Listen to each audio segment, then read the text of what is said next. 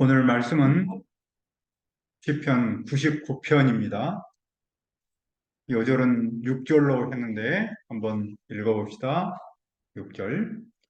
그의 제사장들 중에는 모세와 아론이 있고 그의 이름을 부르는 자들 중에는 사무엘이 있도다.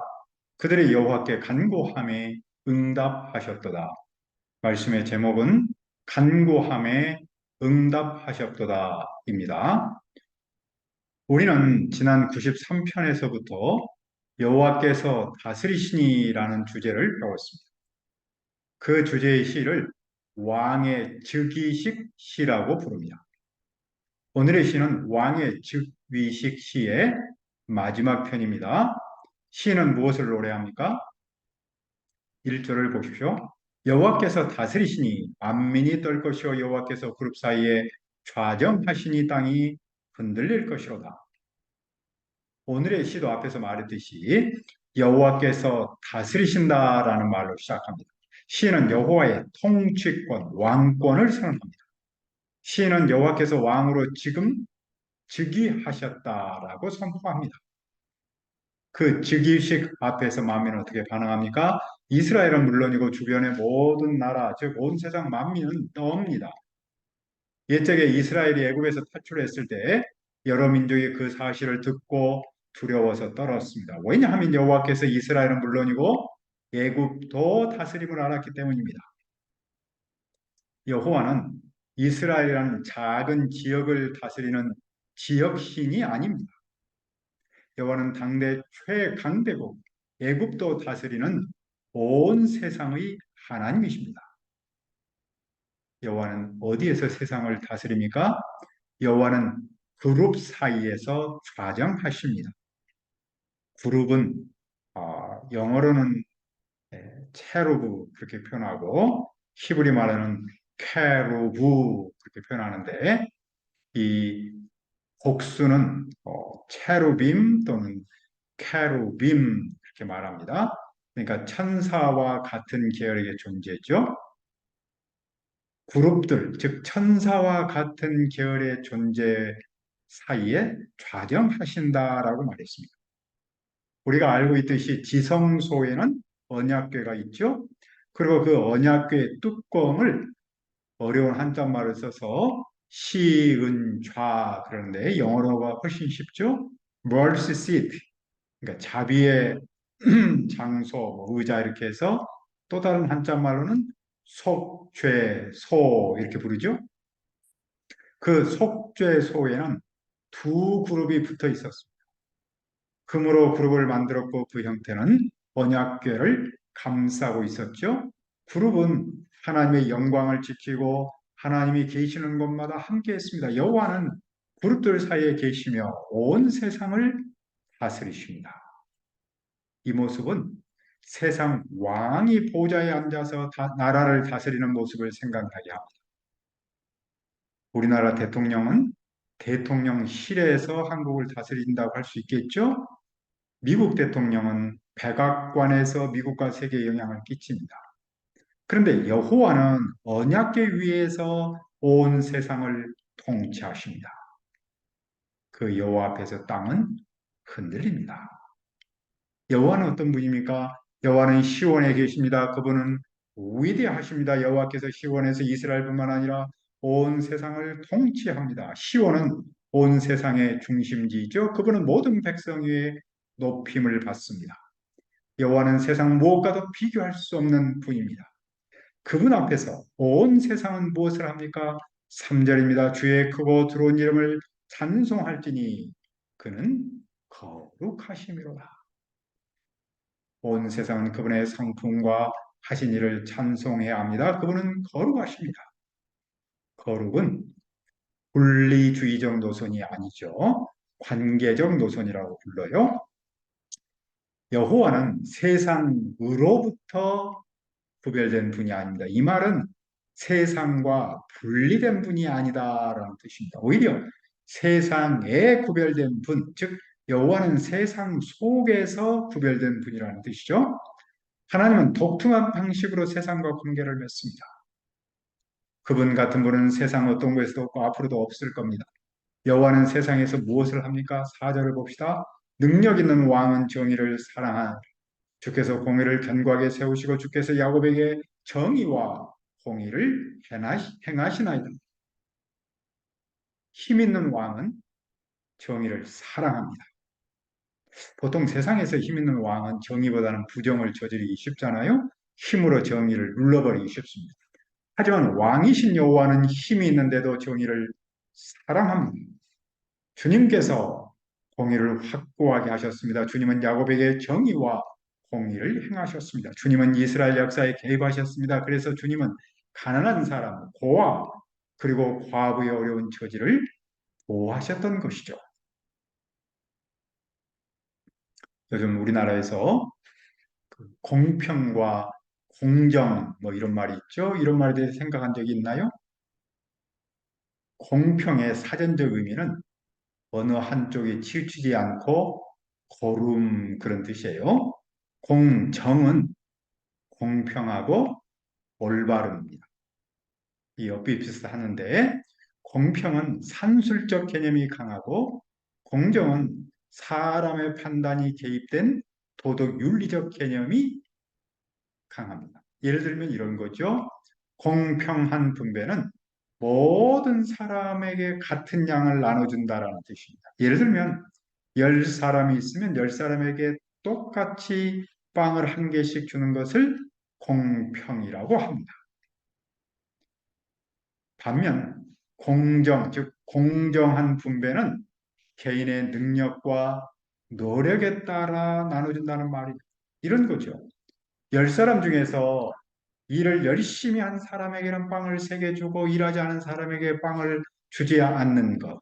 이것을 공정이라고 말합니다.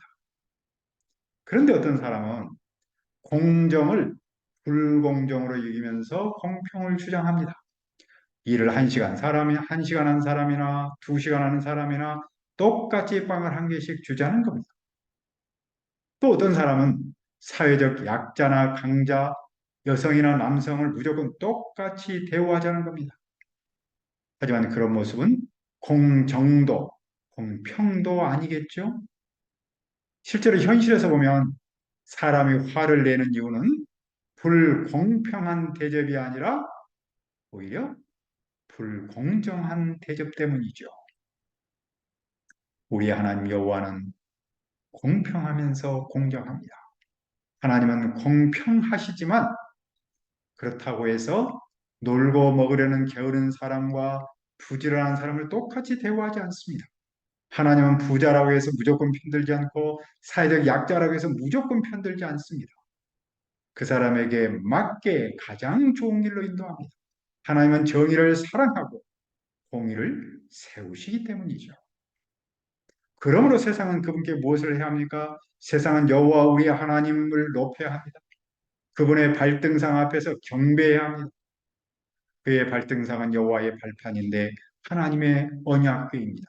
세상은 언약궤 앞에서 엎드려야 합니다. 그리고 그분의 이름을 불러야 합니다. 그분은 거룩하십니다. 자, 그러면 여호와는 당신의 이름을 부르는 사람에게 어떻게 하십니까? 6절을 보십시오. 그의 제사장들 중에는 모세와 아론이 있고 그의 이름을 부르는 자들 중에는 사무엘이 있도다. 그들이 여호와께 간구함에 응답하셨도다. 여호와의 제사장 중에는 모세와 아론이 있고 사무엘도 그분의 이름을 부르는 사람 중에 있습니다. 모세와 아론 그리고 사무엘이 여호와를 부르니 응답하십니다. 우리가 기억해 볼까요? 모세는 백성을 대신해서 그들의 죄를 품고 여호와 이름을 불렀습니다. 그 백성이 금송아지를 만들었을 때 기도했습니다. 그랬을 때 여호와께서 뜻을 돌이키셔서 말씀하신 화를 그 백성에게 내리지 않았습니다. 아론은 모세의 형이면서 제사장이었죠. 그런데 레위 후손 고라와 루벤 자손 다단 등이 모세와 아론을 거슬렸습니다. 그때 모세가 여호와의 이름을 부르니 땅이 그 입을 열어 그들과 그들의 집과 고라에게 속한 모든 사람과 그들의 재물을 삼켰습니다. 하지만 이튿날도 이스라엘은 모세와 아론을 원망했습니다. 아론이 모세의 명을 따라 향로를 가지고 회중에게 갔더니 그들 중에 나병이 시작했습니다. 아론은 백성을 위해서 속죄했고 살아있는 사람과 죽은 사람 사이에서는 재앙이 그쳤습니다.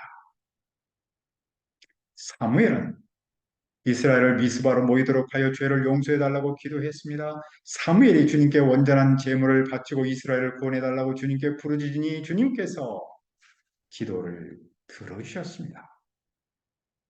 이 세 사람은 이스라엘 역사에서 기도하고 응답받은 대표적 인물이죠. 그들 모두는 백성을 위해서, 특히 백성의 죄를 위해서 여호와께 간구했습니다. 그들은 여호와와 백성 사이의 중보자였습니다. 여호와는 그들의 기도를 응답하셨습니다.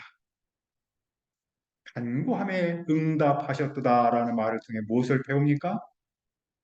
여호와는 당신을 찾고 간구하는 사람에게 응답하십니다. 그러므로 오늘 우리도 이 하나님을 믿고 간구하면 응답하십니다. 그 점에서 볼 때 기도는 성도의 특권 중 하나입니다. 그런데 많은 성도가 이 특권을 이용할 줄 모르는 경우가 많죠. 왜냐하면 힘든 일을 만날 때나 어려운 일을 만날 때 기도하지 않기 때문입니다. 그 점에서 어떤 사람은 기도하지 않은 사람을 가장 어리석은 사람이다라고 했습니다. 왜냐하면 하나님은 기도를 통해서 우리의 문제를 해결하는 분이기 때문입니다. 그런데도 어떤 사람은 기도를 짐으로 여기거나 마지못해서 형식적으로 해야 하는 의무로 압니다. 하지만 기도는 하나님께서 우리에게 주신 특권입니다. 이 특권을 알고 누리는 사람일수록 자기 문제는 물론이고 양대 문제, 그리고 가정과 국가 문제를 위해서 기도할 수 있습니다. 그 점에서 오늘 우리의 기도 제목인 주일 예배와 캠퍼스 사역과 이웃 사역, 그리고 후임자를 위한 기도는 참으로 중요합니다. 여기에 저는 한 가지를 덧붙여서 우리 한 사람 한 사람이 건강하도록 기도합니다. 우리가 모세와 아론 그리고 사무엘처럼 주님의 이름을 부르면 여호와께서 응답하실 줄 믿습니다. 여호와께서 모세와 아론 그리고 사무엘에게는 어떻게 응답하셨습니까? 7절을 보십시오. 여호와께서 구름 기둥 가운데서 그들에게 말씀하시니 그들은 그가 그들에게 주신 증거와 율례를 지켰도다. 구름 기둥 가운데서란 말은 하나님의 나타나심을 상징합니다. 여호와께서 기도하는 그들에게 나타나셔서 말씀하십니다. 여호와는 그들에게 말씀으로 응답하십니다. 그때 그들은 어떻게 응답했습니까? 그들은 그분이 응답으로 주신 말씀을 지켰습니다. 자, 여기서 우리는 무엇을 배울 수 있을까요? 하나님은 기도를 응답하실 때 말씀으로 하십니다. 하나님은 우리가 그 말씀을 지키기를 바라십니다. 하나님은 우리가 기도하면 그 문제 자체를 해결하십니다. 그런데 그 문제 해결을 통해서 말씀을 주십니다. 그 말씀을 기초해서 살기를 바랍니다. 만일 하나님이 우리의 문제만을 해결하는 것으로 그치면 하나님과 우리의 관계는 어떻게 될까요? 지극히 비인격적인 기계적 관계로 전락할 수 있습니다. 옛날 말로 하면 우리에게 하나님은 문제를 해결하는 요술 방망이, 요술 램프로 전락할 수 있겠죠. 하나님이 우리의 기도를 들으시면 하나님과 우리가 더 인격적이고 깊은 관계를 맺으며 살도록 하십니다. 그래서 우리에게 말씀을 주십니다. 그리고 우리는 그 말씀대로 살아야 합니다. 이 여호와는 어떤 분입니까? 8절은 말씀합니다. 여호와 우리의 하나님이여 주께서는 그들에게 응답하셨고 그들의 행함대로 갚기는 하셨으나 그들을 용서하신 하나님이십니다. 여호와는 그들에게 대답하셨습니다. 그런데 여호와는 그들이 한 대로 갚기는 하셨습니다. 여호와는 그들의 죄에 대한 책임을 물으셨던 거죠. 하지만 여호와는 그들을 용서하셨습니다.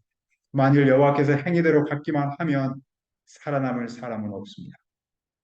하나님은 사랑을 천대까지 베푸며 그 죄를 용서하십니다. 여호와는 정의롭고 사랑이 넘칩니다.